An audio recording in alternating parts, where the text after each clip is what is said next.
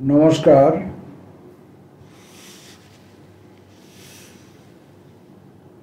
আমরা রবীন্দ্রনাথ ঠাকুরের জীবন স্মৃতি পাঠ করছি। ভারতী পত্রিকা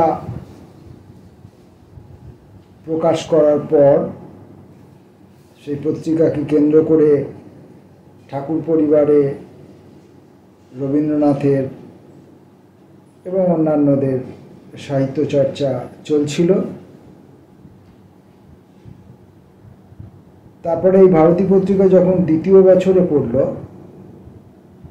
তখন রবীন্দ্রনাথের মেজদাদা তাকে বিলাত নিয়ে যাওয়ার প্রস্তাব করলেন এবং পিতৃদেব সেই প্রস্তাব স্বীকার করলেন, তিনি অনুমতি দিলেন। তো বিলাত যাত্রার পূর্বে রবীন্দ্রনাথ মেজদাদার সঙ্গে আমেদাবাদে মেজদাদার যে বাসাবাড়ি, মেজদাদা তখন জজের কাজ করছিলেন, জজ সাহেবের যে বাসাবাড়ি সেটি একটি বাদশাহী আমলের প্রাসাদ। সেই প্রাসাদের মধ্যে মেজদাদার সঙ্গে তিনি কিছুদিন অবস্থান করেছিলেন, সে কথা বলেছেন আমেদাবাদ পর্বে, আমরা আগের দিন পড়েছি। এবার আমরা সরাসরি রবীন্দ্রনাথের সঙ্গে আমরাও সরাসরি বিলাত যাত্রা করব। এই রূপে আমেদাবাদে ও বোম্বাইয়ে মাস 6 কাটাইয়া আমরা বিলাতে যাত্রা করিলাম। অশুভক্ষণে বিলাত যাত্রার পত্র প্রথমে আত্মীয়দিগকে ও পরে ভারতীতে পাঠাইতে আরম্ভ করিয়াছিলাম। এখন আর এগুলিকে বিলুপ্ত করা আমার সাধ্যের মধ্যে নাই। এই চিঠিগুলির অধিকাংশই বাল্য বয়সের বাহাদুরি, অশ্রদ্ধা প্রকাশ করিয়া, আঘাত করিয়া, তর্ক করিয়া রচনার আতশবাজি করিবার এই প্রয়াস। শ্রদ্ধা করিবার, গ্রহণ করিবার, প্রবেশ লাভ করিবার শক্তি যে সকলের চেয়ে মহৎ শক্তি এবং বিনয়ের দ্বারাই যে সকলের চেয়ে বড় করিয়া অধিকার বিস্তার করা যায়, কাঁচা বয়সে একথা মন বুঝিতে চায় না। ভালো লাগা, প্রশংসা করা যেন একটা পরাভব, সে যেন দুর্বলতা। এই জন্য কেবলই খোঁচা দিয়া আপনার শ্রেষ্ঠত্ব প্রতিপন্ন করিবার এই চেষ্টা আমার কাছে আজ হাস্যকর হইতে পারিত, যদি ইহার ঔদ্ধত্য ও অসরলতা আমার কাছে কষ্টকর না হইত। ছেলেবেলা হইতে বাহিরের পৃথিবীর সঙ্গে আমার সম্বন্ধ ছিল না বলিলেই হয়। এমন সময়ে হঠাৎ 17 বছর বয়সে বিলাতের জনসমুদ্রের মধ্যে ভাসিয়া পড়িলে খুব একচোট হাবুডুবু খাইবার আশঙ্কা ছিল। কিন্তু আমার মেজ বউ ঠাকুরুন তখন ছেলেদের লইয়া ব্রাইটনে বাস করিতেছিলেন। তাহার আশ্রয়ে গিয়া বিদেশের প্রথম ধাক্কাটা আর গায়ে লাগিল না।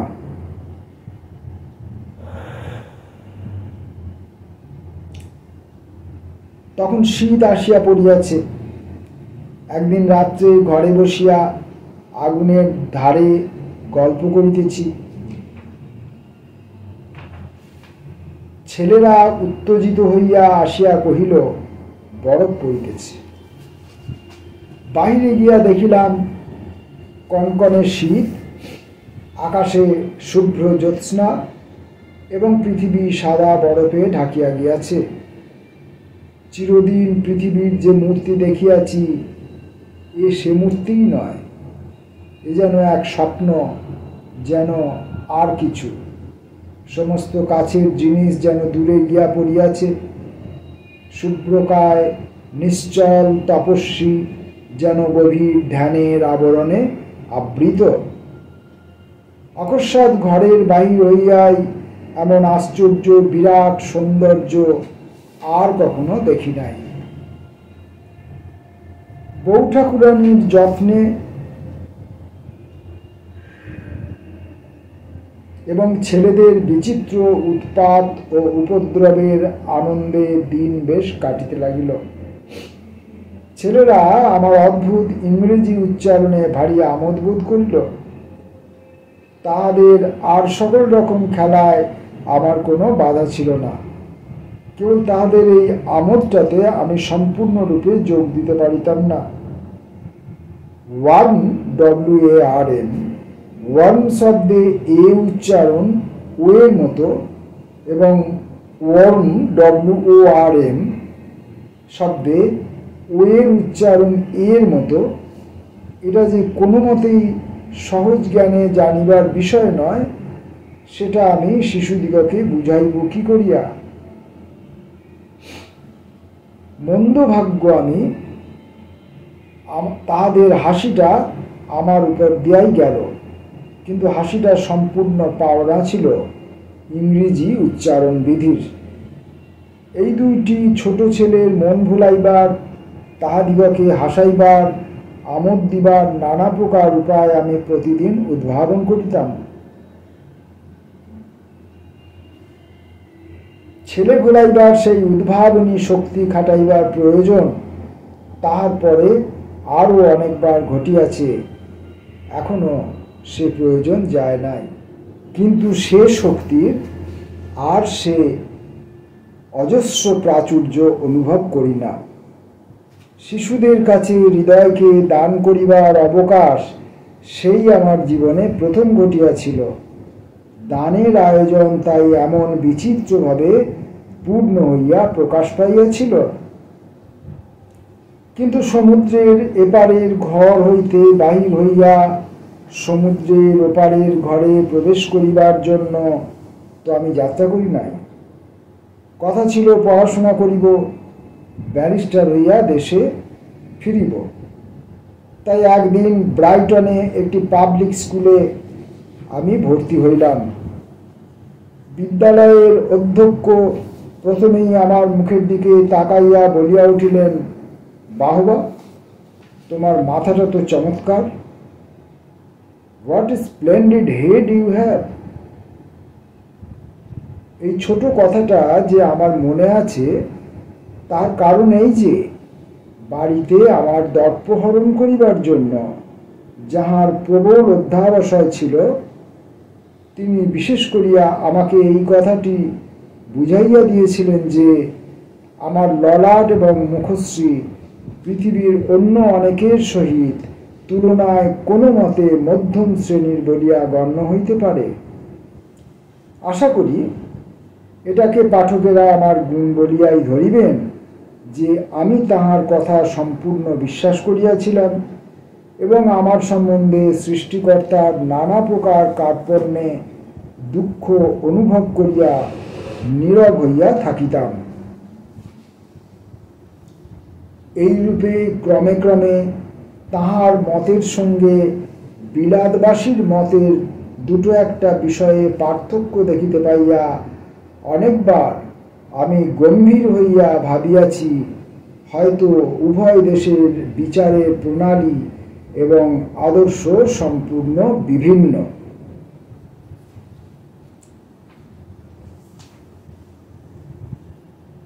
ব্রাইটনের এই স্কুলের একটা জিনিস লক্ষ্য করিয়া আমি বিস্মিত হইয়াছিলাম। ছাত্রেরা আমার সঙ্গে কিছুমাত্র রূঢ় ব্যবহার করে নাই। অনেক সময় তাহারা আমার পকেটের মধ্যে কমলা লেবু, আপেল প্রভৃতি ফল গুঁজিয়া দিয়া পড়াইয়া গিয়াছে। আমি বিদেশি বলিয়াই আমার প্রতি তাহাদের এইরূপ আচরণ, ইহাই আমার বিশ্বাস। এই স্কুলেও আমার বেশি দিন পড়া চলিল না। সেটা স্কুলের দোষ নয়। তখন তারক পালিত মহাশয় ইংল্যান্ডে ছিলেন। তিনি বুঝিলেন এমন করিয়া আমার কিছু হইবে না। তিনি মেজদাদাকে বলিয়া আমাকে লন্ডনে আনিয়া প্রথমে একটা বাসায় একলা ছাড়িয়া দিলেন। সে বাসাটা ছিল রিজেন্ট উদ্যানের সম্মুখেই। তখন ঘোরতর শীত, সম্মুখের বাগানের গাছগুলায় একটিও পাতা নাই। বরফে ঢাকা আঁকা বাঁকা রোগা ডালগুলা লইয়া তাহারা সারি সারি আকাশের দিকে তাকাইয়া খাড়া দাঁড়াইয়া আছে। দেখিয়া আমার হাড়গুলার মধ্যে পর্যন্ত যেন শীত করিতে থাকিত। নবাগত প্রবাসীর পক্ষে শীতের লন্ডনের মতো এমন নির্মম স্থান আর কোথাও নাই। কাছাকাছির মধ্যে পরিচিত কেউ নাই।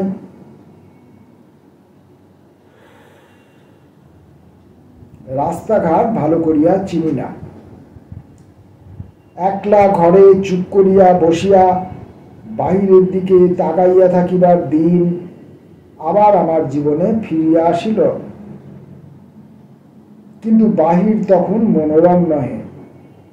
তাহার ললাটে ভ্রুকুটি, আকাশের রং ঘোলা, আলোক মৃত ব্যক্তির চক্ষু তারার মতো দীপ্তিহীন। 10 দিক আপনাকে সংকুচিত করিয়া আনিয়াছে। জগতের মধ্যে উদার আহ্বান নাই। ঘরের মধ্যে আসবাব প্রায় কিছুই ছিল না। দৈবক্রমে কি কারণে একটা হারমোনিয়াম ছিল। দিন যখন সকাল সকাল অন্ধকার হইয়া আসিত, তখন সেই যন্ত্রটা আপন মনে বাজাইতাম।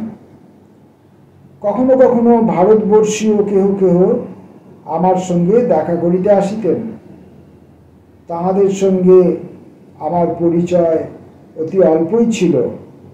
কিন্তু যখন বিদায় লইয়া তাহারা উঠিয়া চলিয়া যাইতেন, আমার ইচ্ছা করিত কোট ধরিয়া তাহাদিগকে টানিয়া আবার ঘরে আনিয়া বসাই। এই বাসায় থাকিবার সময় একজন আমাকে ল্যাটিন শিখাইতে আসিতেন। লোকটি অত্যন্ত রোগা, গায়ের কাপড় জীর্ণ প্রায়। শীতকালের নগ্ন গাছগুলার মতোই তিনি যেন আপনাকে শীতের হাত হইতে বাঁচাইতে পারিতেন না। তাহার বয়স কত ঠিক জানি না, কিন্তু তিনি যে আপন বয়সের চেয়ে বুড়া হইয়া গিয়াছেন তাহাকে দেখিলেই বুঝা যায়। এক একদিন আমাকে পড়াইবার সময় তিনি যেন কথা খুঁজিয়া পাইতেন না, লজ্জিত হইয়া পড়িতেন। তাহার পরিবারের সকল লোকে তাহাকে বাতিগ্রস্ত বলিয়া জানিত। একটা মত তাহাকে পাইয়া বসিয়াছিল। তিনি বলিতেন, পৃথিবীতে এক একটা যুগে একই সময়ে ভিন্ন ভিন্ন দেশের মানব সমাজে একই ভাবের আবির্ভাব হইয়া থাকে। অবশ্য সভ্যতার তারতম্য অনুসারে সেই ভাবের রূপান্তর ঘটিয়া থাকে, কিন্তু হাওয়াটা একই। পরস্পরে দেখা দেখি যে একই ভাব ছড়াইয়া পড়ে তাহা নয়। যেখানে দেখা দেখি নাই সেখানেও অন্যথা হয় না। এই মতটিকে প্রমাণ করিবার জন্য তিনি কেবলই তথ্য সংগ্রহ করিতেছেন এবং লিখিতেছেন। এদিকে ঘরে অন্ন নাই, গায়ে বস্ত্র নাই।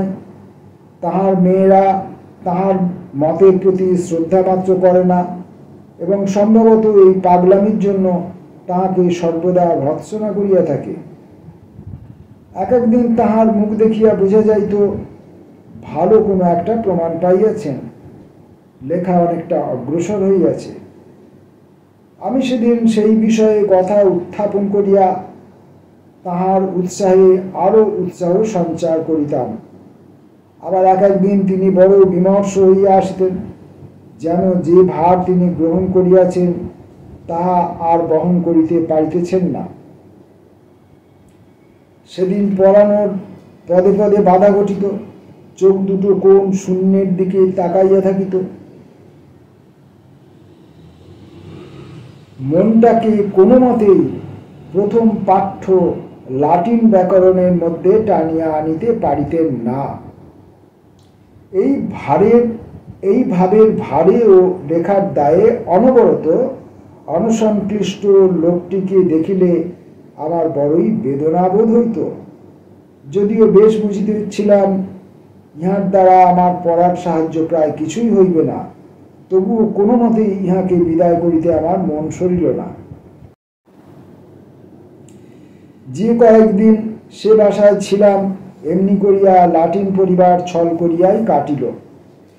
বিদায় লইবার সময় যখন তাহার বেতন চুকাইতে গেলাম, তিনি করুণ স্বরে আমাকে কহিলেন, আমি কেবল তোমার সময় নষ্ট করিয়াছি, আমি তো কোনো কাজই করি নাই, আমি তোমার কাজ হইতে বেতন লইতে পারিব না।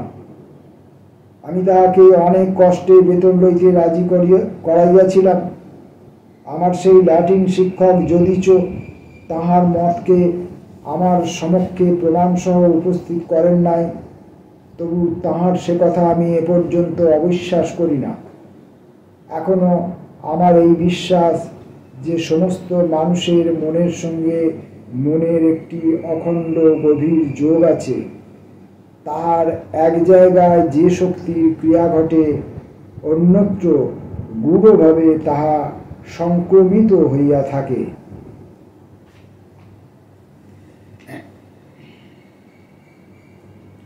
এখান হইতে পালিত মহাশয় আমাকে বার্কার নামক একজন শিক্ষকের বাসায় লইয়া গেলেন।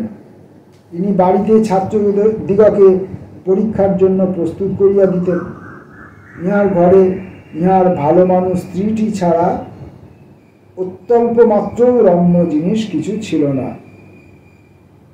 এমন শিক্ষকের ছাত্র যে কেন জোটে তাহা বুঝিতে পারি, কারণ ছাত্র বেচারাদের নিজের পছন্দ প্রয়োগ করিবার সুযোগ ঘটে না। কিন্তু এমন মানুষেরও স্ত্রী কেমন করিয়া মেলে, সে কথা ভাবিলে মন ব্যথিত হইয়া ওঠে। বার্কার জায়ার সান্ত্বনার সামগ্রী ছিল একটি কুকুর, কিন্তু স্ত্রীকে যখন বার্কার দণ্ড দিতে ইচ্ছা করিতেন, তখন পীড়া দিতেন সেই কুকুরকে। সুতরাং এই কুকুরকে অবলম্বন করিয়া মিসেস বার্কার আপনার বেদনার ক্ষেত্রকে আরও খানিকটা বিস্তৃত করিয়া তুলিয়াছিলেন।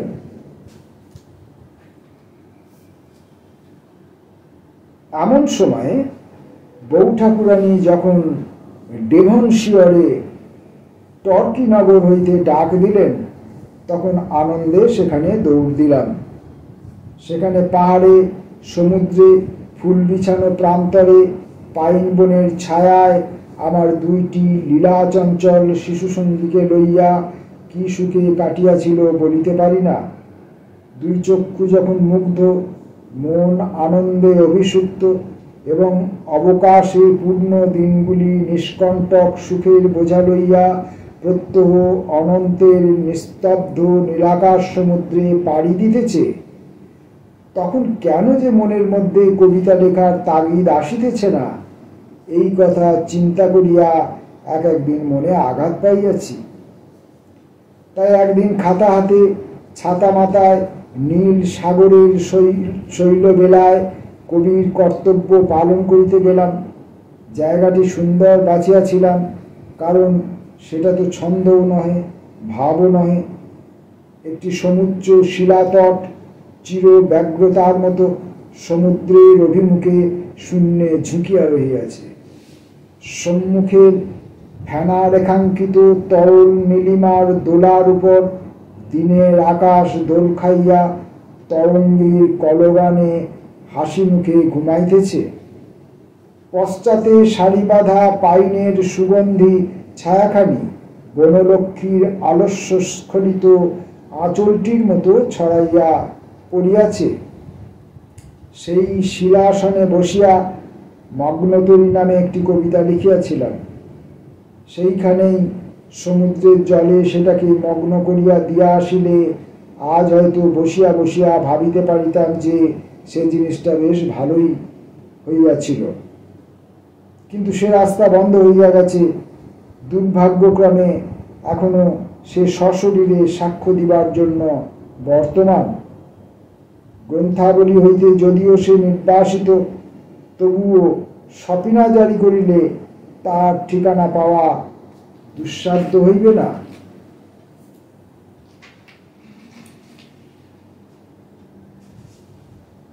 কিন্তু কর্তব্যের পেয়াদা নিশ্চিন্ত হয় নাই।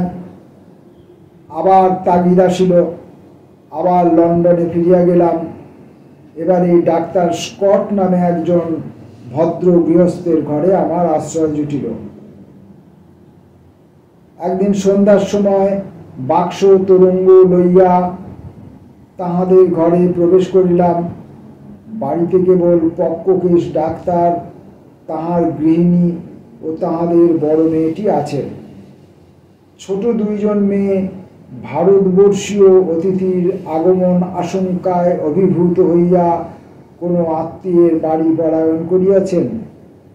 বোধ করি যখন তাহারা সংবাদ পাইলেন আমার দ্বারা কোনো সাংঘাতিক বিপদের আশু সম্ভাবনা নাই, তখন তাহারা ফিরিয়া আসিলেন।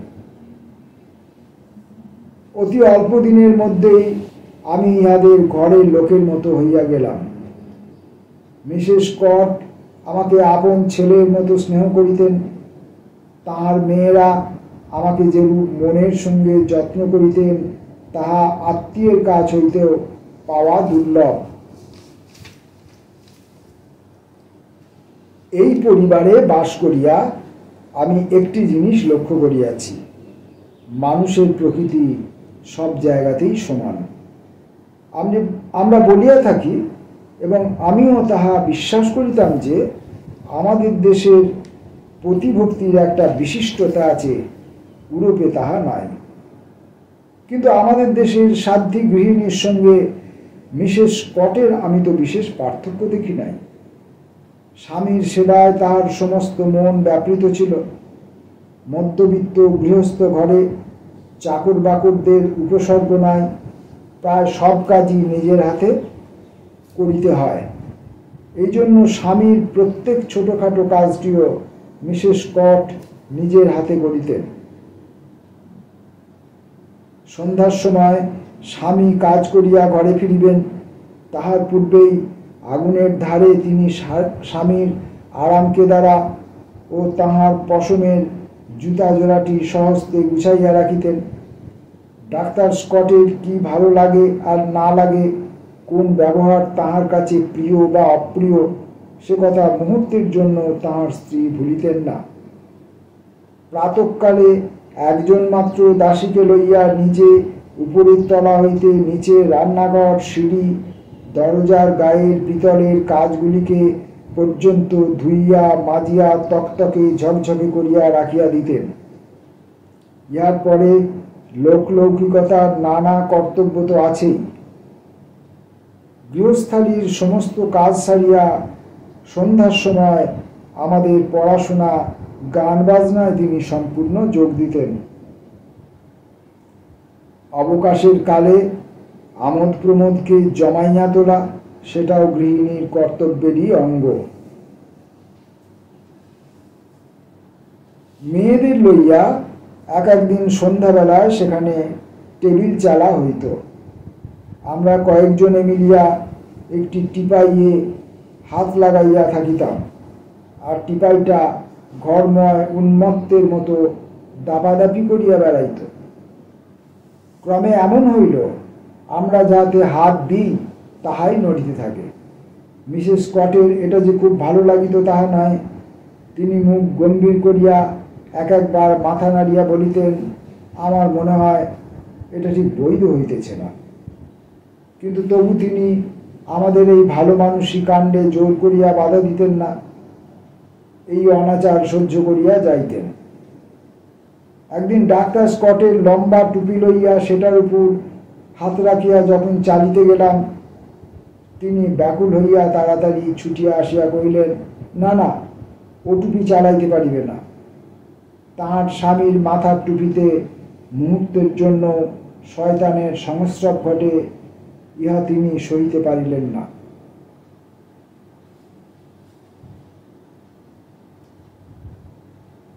এই সমস্তের মধ্যে একটি জিনিস দেখিতে পাইতাম, সেটি স্বামীর প্রতি তাহার ভক্তি। তাহার সেই আত্মবিসর্জন পর মধুর নম্রতা স্মরণ করিয়া স্পষ্ট বুঝিতে পারি স্ত্রীলোকের প্রেমের স্বাভাবিক চরম পরিণাম ভক্তি।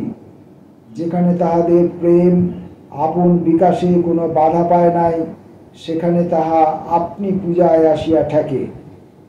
যেখানে ভোগবিলাসের আয়োজন প্রচুর, যেখানে আমোদ প্রমোদেই দিন রাত্রিকে আবিল করিয়া রাখে, সেখানে এই প্রেমের বিকৃতি ঘটে। সেখানে স্ত্রী প্রকৃতি আপনার পূর্ণ আনন্দ পায় না।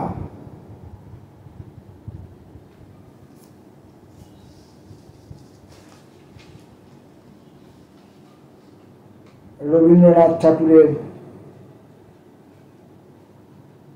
জীবন স্মৃতিতে এই বিলাপ পর্বটির প্রথম অংশটি এখান পর্যন্তই আমরা পড়লাম।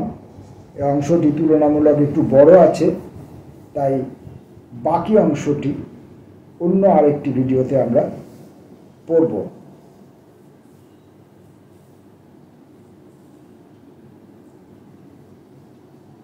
পরবর্তী পাঠে আসার আগে পর্যন্ত আপনাদের কাছে আপাতত আমরা এই পাঠ পর্ব সমাপ্ত রাখছি। নমস্কার।